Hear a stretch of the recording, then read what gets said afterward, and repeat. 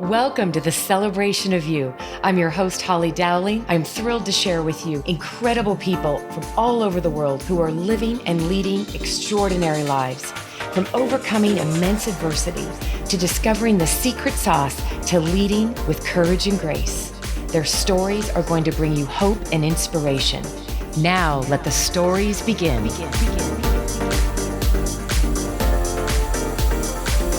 Hi, everybody, and welcome back to the Celebration of You. Wow, has 2020 just been, I'm just going to say that as I breathe. And you know, we have had a fun time interviewing and celebrating so many amazing guests. As you know, my heart and the nudge of even starting the show was something much greater than me.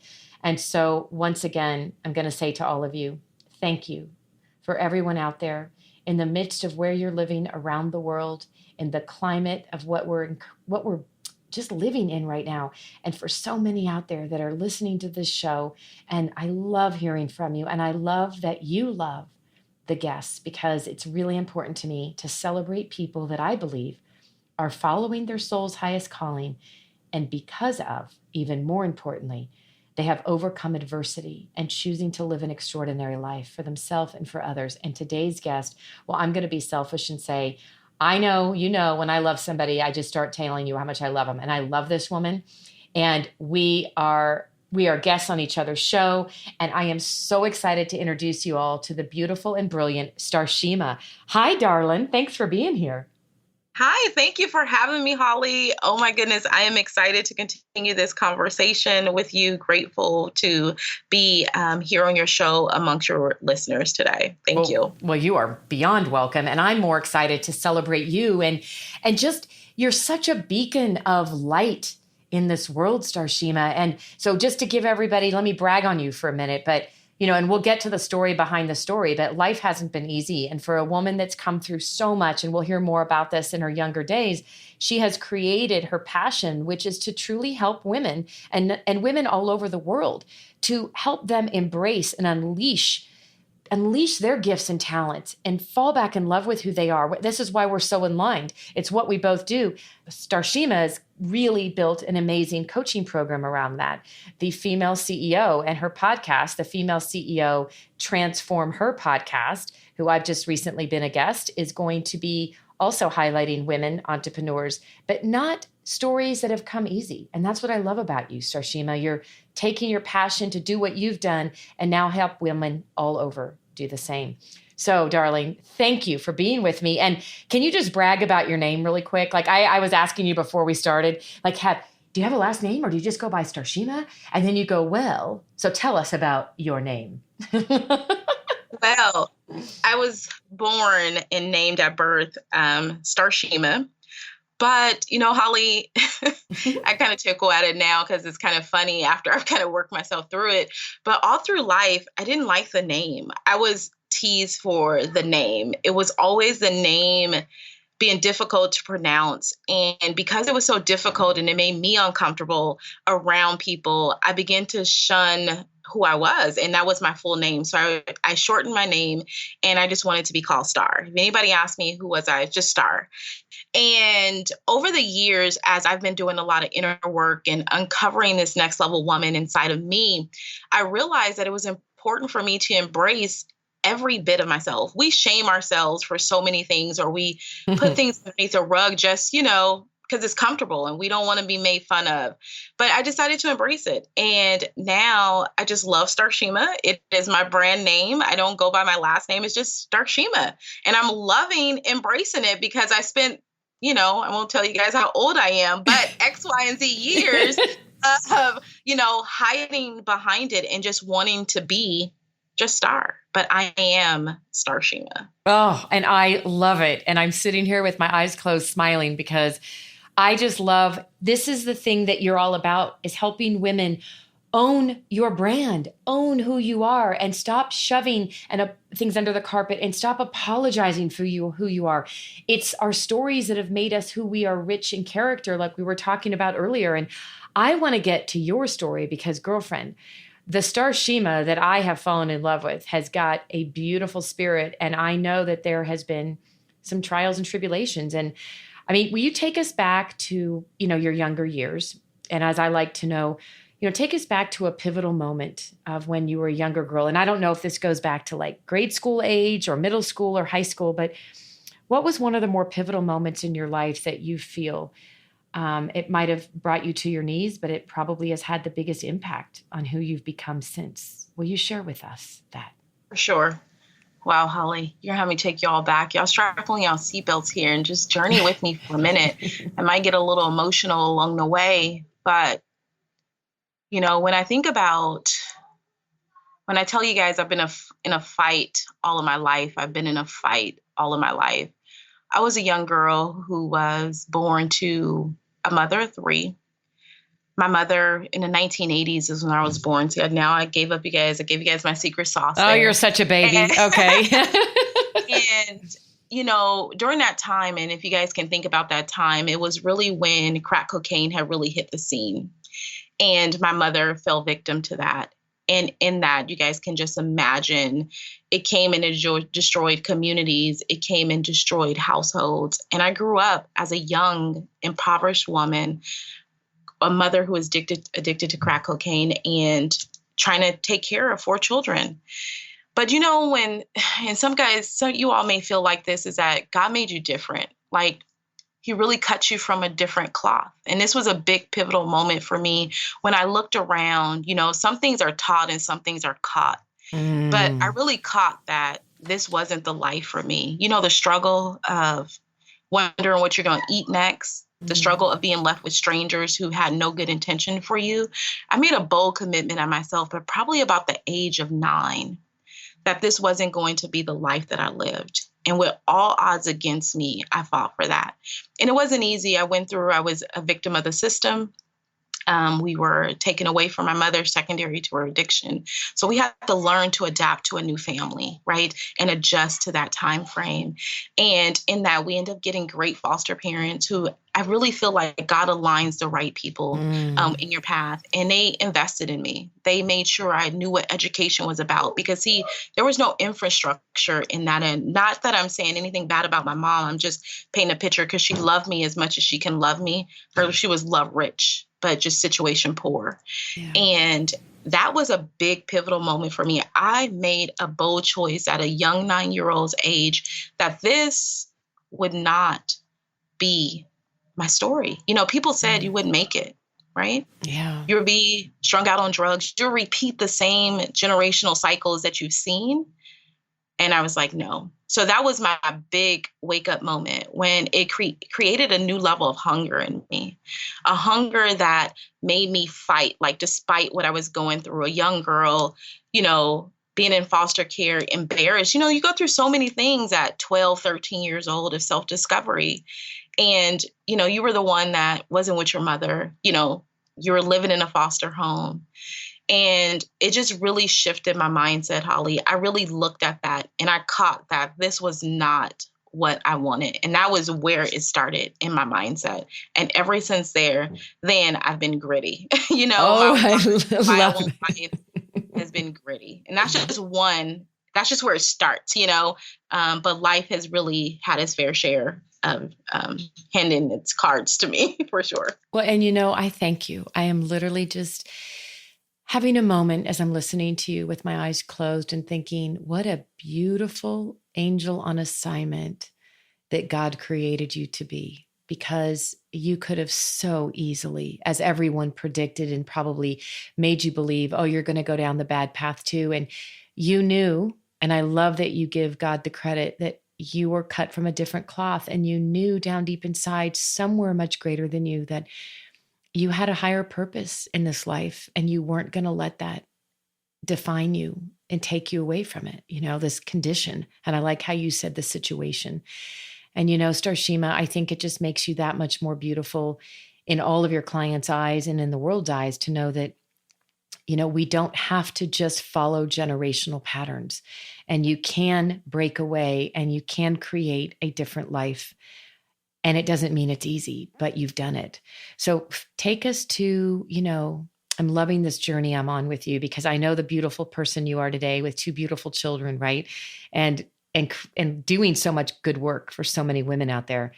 Take us from 9 to maybe then in the teens. When did you you've had a couple different careers. You were a registered nurse. Is that correct? Is that what you first did? Tell us about that. That is correct. So, one thing, and this goes back, I've always seen my mom help people. So I always had a dream to be a nurse since I was a kid. She was really a helper. So she helped, and I wanted to walk in her footsteps and I wanted to help people. So I always had a dream. And to be a nurse, that's where I am. I still hold my title as a registered nurse, but I made that decision young on. That was when I made that head change. And going into teenage years, Holly, of still going through the system, right? Still going through the system of discovering yourself, becoming a young girl who was suicidal, secondary to everything that I haven't shared this one, Holly. Oh boy, it's time, Secondary girl. right. It's being secondary to life situations and comparing yourself. I began to be suicidal. And I tell you today, I thank God I didn't know the right way to cut, right? Now as a nurse, you're like, oh, you did it the wrong way. But I thank God that I didn't know the right way. And I was preserved in that moment for a greater time, such as this. So I was a struggling teenager. I struggled with confidence. I struggled with fitting in. I struggled with belonging, where you didn't quite meet Yeah. up to some of your other friends. You weren't the middle class family. You was the poor family, and people ostracized you for such. So I was a loner. Some people are surprised today, like, oh my gosh, you have such a great personality. You're such an extrovert. I spent so many years in isolation because I felt like I wasn't good enough, because I allowed those situations and circumstances to get me. That's where I was in my teenage years, Holly. Wow. And to think that we are so blessed that you are alive. And I love, and I'm not making light of it, but we have to, because you and I both have a laugh and a spirit to see the bonus in this. But the fact that you didn't know how to cut right. Think about what you just said, right? That Hey, saved your life, girl. yes, Right? yes, absolutely. And I said, God, He was preserving me even in the midst of my turmoil. I thought I was doing the right thing because, sometimes life hits us and we just want to end it all. And especially when you're young and trying to discover yourself, it's hard. But I laugh at it today, when I think about it in my head. I'm like, oh my goodness, silly girl, but I say, God, thank you. Hindsight is always 2020, but I appreciate it. Yeah. Oh, it's amazing. And so now take us forward to, you're in your 20s, you've had a couple different careers. What was, and then I want to get back to just this current climate we're in as well with, depression's higher than ever. Drug abuse is higher than ever. There's a lot of single moms out there juggling a lot, right? So I want to get to that, and I don't want to forget that. I just want to know, when was your next pivotal moment that really helped you catapult and take on finally going after your passion to do what you're doing today? Take us to that. Oh my goodness. So the next pivotal moment two, I had finished nursing school. You guys know that you always pray for something. I told you guys I wanted to be a nurse since I was a kid. I wanted to help people and impact the world. So, I finished nursing school after getting my undergrad, and finally got into the nursing program. I finished nursing school, and after suffering with infertility for about 13 years, right after nursing school, you all I say less than 6 months, I was sick and I was like nauseated. I'm like, oh, I must be catching some flu. I was an ER nurse at the time. And I'm like, I'm sick. I'm around all these people. And lo and behold, I look at a pregnancy test and I was pregnant. Oh, what a miracle. Yes, what a miracle, like game changing, that energy that came with it. You like, we got the house, we got the cars, you know what I mean? Like, we just need the child to put in this dream, like the American dream, that because when I come from, Holly, it's like, you didn't have nothing to dream for or strive for. The baseline was the American dream, which is fine because it served me well, right? Education, opportunities, and here it is, the baby. So I strove for that. And oh my gosh, I was high risk. So I carried Yari Sky for 8 months, uneventful, month in, month out, going to the doctor. But let me share with you this moment that changed my life forever. One day, I woke up, and when I tell you the day was different, it was different. I was about 38 weeks pregnant. That little baby that woke me up every day to kick me When dad was getting up Oh, to go to work, I didn't feel no movement. And me being a young nurse, you know enough, but not quite enough. So I bought the Doppler and I'm like, let me get the Doppler. I didn't hear nothing. And it just happened to be the last day of my maternal fetal appointment. And I stood in the shower and I said, God, let your will be done. There's nothing that you give to me that I couldn't give oh, back to you. oh. It's a big decision to make, after you prayed for something for so many years. So I got dressed and I went out to my last appointment and I lay my big 38-week-old belly on the gurney. And I Oh, look at the screen. It was about a 55, 60-inch screen right in front of me. I looked at this screen month in and month out to see the movement and the heartbeat of my child. But this day, Holly, was just a silhouette oh, Starshema, with no heartbeat. That I don't, changed my life forever. I have been in healthcare for many, many years. I've helped people. I've had big conversations when I've tried to save other people's lives, but nothing had hit home like this. oh, That thing that I prayed for so many years, like, God, it oh, was time that dream was going to be fulfilled, and it wasn't so. So long story short, I labored for 38 hours to deliver our angel, Yari Sky. It's been about 7 years to date. 7 years ago, you all changed my life. When I tell you that life oh, sometimes can put you flat on your face, oh. it can. And I didn't say on my back, because, sometimes you can open your eyes and you can look up. You guys, I felt like life had hit me flat on my face. Everything I had prayed for, everything I had yearned for was just taken away from me like that. I don't even know how you, I can't talk. I'm just, I just want to hug you right now. I want to hold you. I just want to hug you. I don't even know how you pull yourself back up. What was, how did you keep yourself together and at that point not want to give up your own life? You know what, Holly? I think it was that conversation that I have with God. And when we talk about doing inner work, it's a real thing, you know? And I think because my faith was larger than my situation, and I couldn't, after all the things I have been through in life, I know sometimes we get tested, and sometimes we get tested so close. And I just had to believe God. And I had to switch the lens, and I began to pray for the future of God. I knew that this was birthing something out of me. And when I tell you guys, when the healthcare workers, he aligned everybody accordingly. And that's what helped me get back up. It's because I had people cheering for me. I had people rooting for me.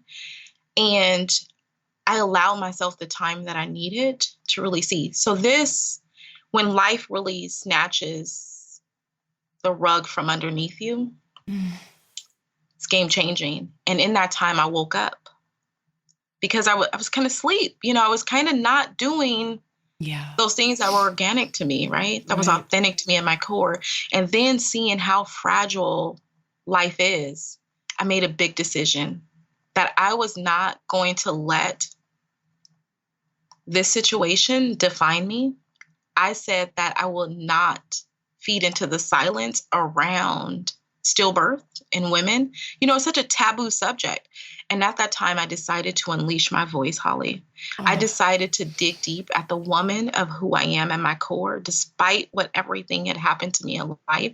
And I was going to find something good about it. And I said, God, I'm going to answer my calling. I couldn't even tell you that I would choose to have chosen to work with women. It was my calling. It was a deep-seated calling that God had to shake me at my core. I call it a shaking at the core moment that changed the game. So she's an angel that looks over us. She's mm, an angel that has changed the trajectory of my life, her sister and brother's life, and so many other women who needed me in the season that I yes. wouldn't even imagine.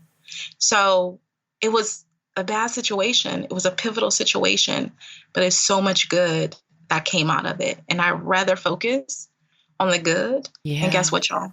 God gave me double for my trouble. I know. Double. Wait, I love it when you He say these things. gave me double for my trouble. So, Holly, that's what led the whole Starshema movement, Yeah. being who I am in my core. Life is fragile. Do what you love, do it with passion, you know?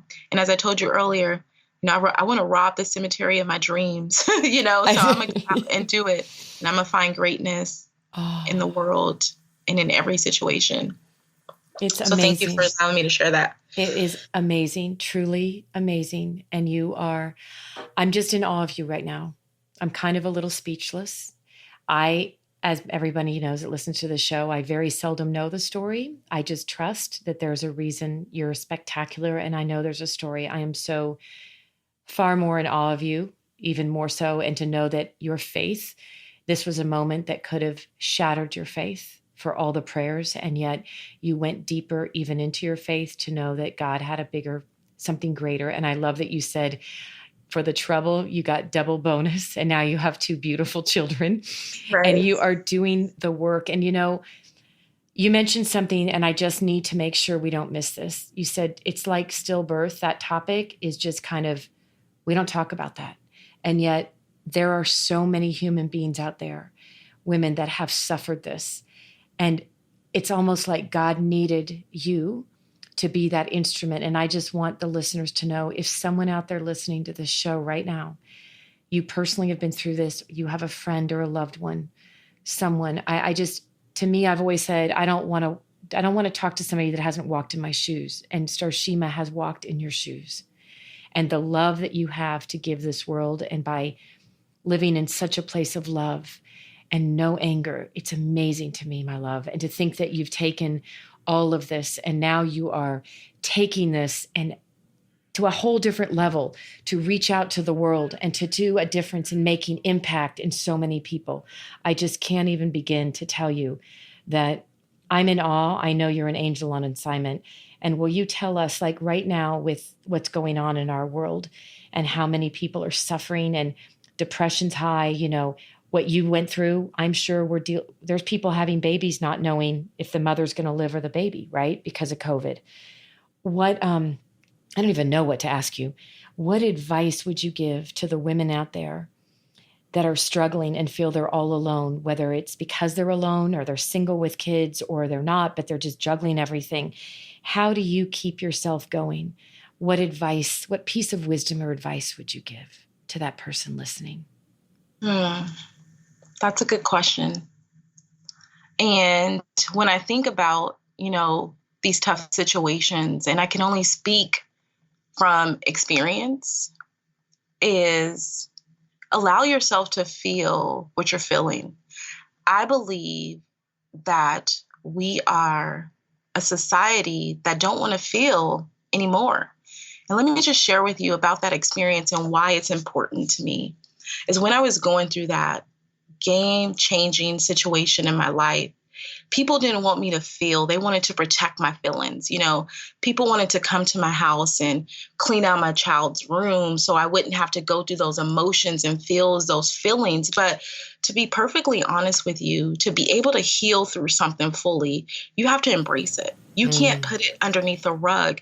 So how I'm able to passionately share my story with women is because I felt those feelings and I dealt with those feelings and I healed through those feelings. Being a woman that just lost her child and going for that 6-week checkup and seeing your doctor's office filled with women who were pregnant. I had to feel my feelings, right? I had to acknowledge them and I had to choose, what did I want to do with them, right? So I say, become one with yourself. Know what you're feeling in this season and understand maybe why you're feeling it and become in tune. Don't put it underneath the rug, because here's the deal. It's going to come back. It's going to be triggered by something. It's going to come back, right?